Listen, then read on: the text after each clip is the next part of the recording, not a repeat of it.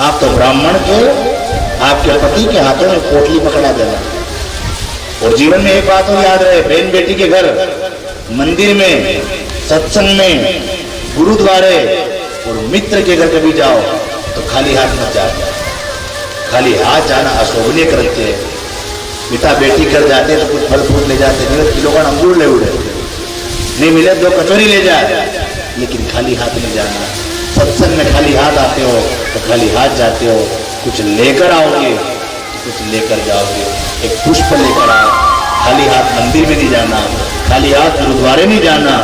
एक मित्र के घर भी जाओ ना तो खाली हाथ नहीं जाना। शास्त्र यहां तक कहता है। तो भैया सुदामा से कहा कि आप जाओ अपने मित्र के घर, मांगो अपने मित्र से, द्वारिकाधीश बहुत दयालु है। सुदामा ने कहा देवी तू कहती मांगू और मैं द्वारिकाधीश से मांग करके उसे अपनी नजर में छोटा थोड़ी बनाऊंगा। तू कह रही उनसो मांग और मैं कहता हूं उनसे उनको मांगना है। फिर सुशीला ने कहा एक काम करो, आप मांगना मत, आप तो केवल जाके खड़े रह जाना, मेरा द्वारिकाधीश सब देख लेगा। और याद रहे जब भी घर में कोई संकट आ जाए, कोई काम नहीं बन रहा है तो मर्जी पड़े वो ले जाना, हाथ में पहुंच जाना द्वारिकाधीश 4 भुजानाथ के सामने। अरे आप क्या देखोगे, वो बहुत, उसके देखने का नजरिया बहुत अलग है। वो क्या देखता है, उसके देखने की दृष्टि अलग है। वो तन को नहीं मन को देखता है। सुदामा को देखा और देखते उसको दया आ गई।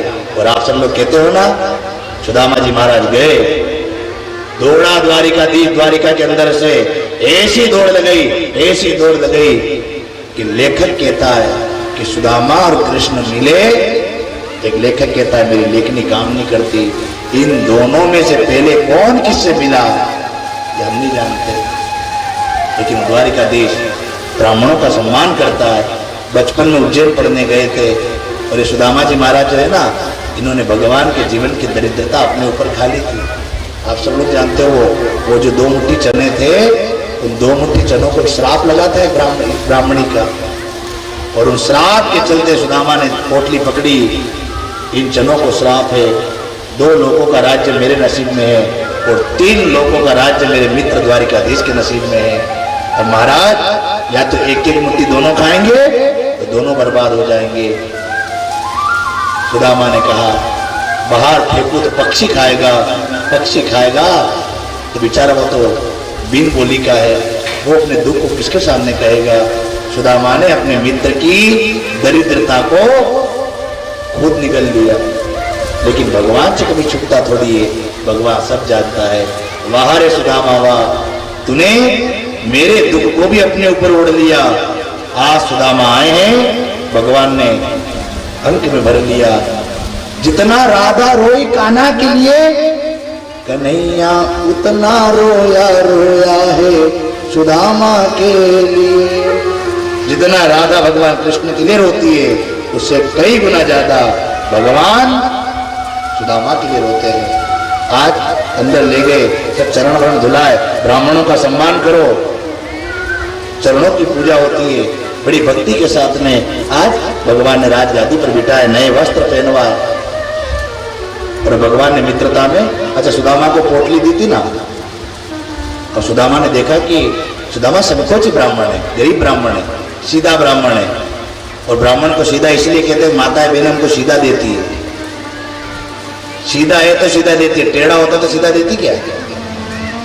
गांव में देती ना वो वार त्योहार पे सीधा, सीधा है इसलिए सीधा दिया जाता है। और सीधे ब्राह्मण को ही सीधा दिया जाता है, टेढ़े ब्राह्मण को सीधा नहीं देना चाहिए। ये भी भागवत कथा कह रही है। जो भजनानंदी हो उसकी सेवा करो, जो भजन नहीं करता है, पूजन नहीं करता है, क्यों नाम के ब्राह्मण है, उन ब्राह्मणों के लिए भी कहना चाहूंगा कि महाराज ऊंचा कुल में जन्म्यान करनी न ऊंची हो। अरे भगवान ने ब्राह्मण सबसे ऊंचा कुल, क्षत्रिय परिवार जिन्हें गुरु मानता है, वर्णा नाम सबसे ऊंचा वर्ण है ब्राह्मण, क्षत्रिय वैश्य शूद्र, ब्राह्मणोत्सव कमासित बाहुराजन्य कृत उरूता दस्य दिवेश्य पतिभ्याम शूद्र जायत। अरे भगवान ने जन्म ऊंचे कुल में दिया। एक कौवा कहाँ बैठा है? मंदिर, मंदिर के ऊपर शिखर, शिखर के ऊपर कलश, कलश के ऊपर ध्वजादंड, ध्वजादंड के ऊपर कौवा बैठा है। लेकिन बेटा बेटा क्या देख रहा है? क्या देख रहा है कि भगत कितने आ रहे मंदिर में? यूं कौवा बेटा बेटा देख रहा है कि चूहा का मरा हुआ पड़ा है, गिलेरी कहाँ मरी हुई पड़ी है, चिपकली कहाँ मरी हुई पड़ी है, मांस का टुकड़ा कहाँ पड़ा है, दारू की बोतल कहाँ पड़ी है। तो कहाँ बैठे हो?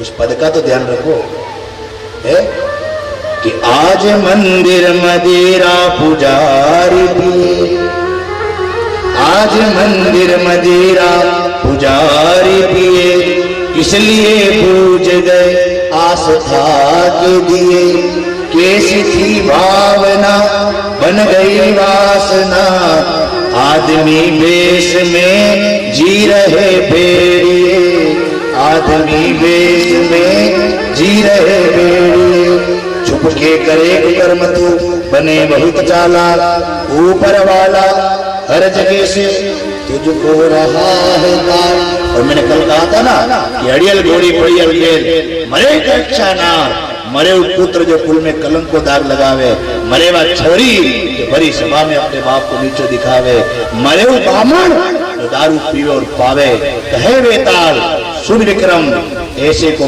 क्या रोना, इनमें से कोई मर जाए तो घर में ताला ठोक के सोना, दाग में जाने की जरूरत नहीं है। सोना भाई का कुछ नहीं लिखेगा दाग का, न हिंदू बुरा है न मुसलमान बुरा है, जिसने छोड़ दी अपनी नीति वो इंसान बुरा है। मैं तो वहां तक का आदमी हूं साहब। महाराज सब अपनी पवित्रता, हम चाहे तो पवित्रता को बरकरार रख सकते हैं, लेकिन आज भगवान कृष्ण ने पानी परात को हाथ छुओ नहीं, नैनन के जल सुपग धोए। अरे महाराज इन ब्राह्मणों के लिए तो राम जी ने वाल्मीकि रामायण में कहा है कि विप्र प्रसादात् धरणी धरोहं, विप्र प्रसादात् कमलावरोहं, विप्र प्रसादात् अजिताजितोहं, विप्र प्रसादात् मम नाम राम।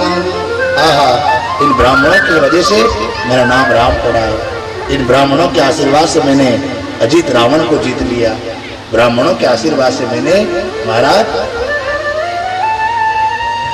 कमला का वर्ण किया है। ऐसे ब्राह्मण सदैव वंदनीय है। और गोस्वामी तुलसीदास जी कहते हैं कि पूजिए सकल, पूजिए वेद प्रवीणा। जिस ब्राह्मण के अंदर सर्व शास्त्र में सबसे ज्यादा अगर पूजनीय कोई है तो ब्राह्मण है। शूद्र न पूजिए वेद प्रवीणा। अगर शूद्र को 18 पुराणों का ज्ञान भी हो, उसको पूजने का अधिकार नहीं है। ब्राह्मण को विप्र कहा है, लेकिन नाम है विप्र। और कभी कभी ब्राह्मण असो विप्र नहीं के विप्र विप्र विप्र